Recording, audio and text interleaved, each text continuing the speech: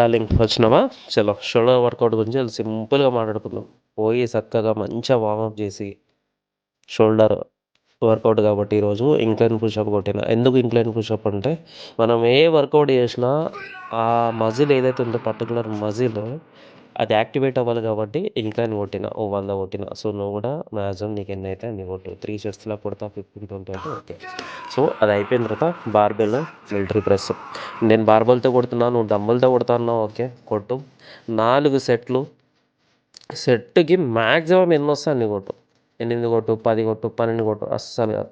Minimum 15 to 20 వస్తాయంటే కొట్టు, గట్టిగా కొట్టు. 4 సెట్లు అయిపోయిన తర్వాత ఆర్నాల్డ్ కొడుతున్నప్పుడు కూడా నేను అంత కామన్ ఎవరు కొట్టినా ఆర్నాల్డ్ డబుల్తోనే కొట్టాలి. సేమ్ 4 సెట్లు మ్యాక్సిమం రెప్యుటేషన్స్ కొట్టడానికి ట్రై చేయి.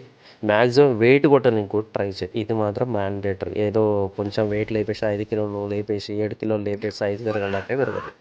అయిపోయిన తర్వాత ఫ్రంట్ ట్రై చేసి మనం డంబల్తో కొట్టచ్చు, నేను ప్లేట్తో కొడుతున్నా. బైసెప్ బార్బెల్తో కూడా కొట్టచ్చు. బట్ నీ కంఫర్ట్ ఏదైనా చూసుకో. మ్యాక్సిమం నువ్వు డంబెల్తో ప్లేట్తో కొట్టడానికి ట్రై చేయి. మ్యాక్సిమం వెయిట్ కొట్టడానికే ట్రై చేయి. మనం ఏదో ఒక లిమిటెడ్ వెయిట్ కొట్టేసి సైజు పెరగాలంటే పెరగదు. నువ్వు ఎప్పుడు మ్యాక్సిమం వెయిట్ లేపగలుగుతావో అప్పుడు మాత్రమే నీ మజిల్ సైజు పెరుగుతుంది. సో అది అయిపోయిన తర్వాత bend over. So back shoulder కోసం బెండ్ ఓవర్ సేమ్ 4 సెట్లు. సెట్కు 15 నుంచి 20 కొట్టు. మ్యాక్సిమం వెయిట్ కొట్టు. వీడియో నచ్చితే సబ్స్క్రైబ్ చేయి బ్రో. Thank you. లైక్ చేయి, షేర్ చేయి.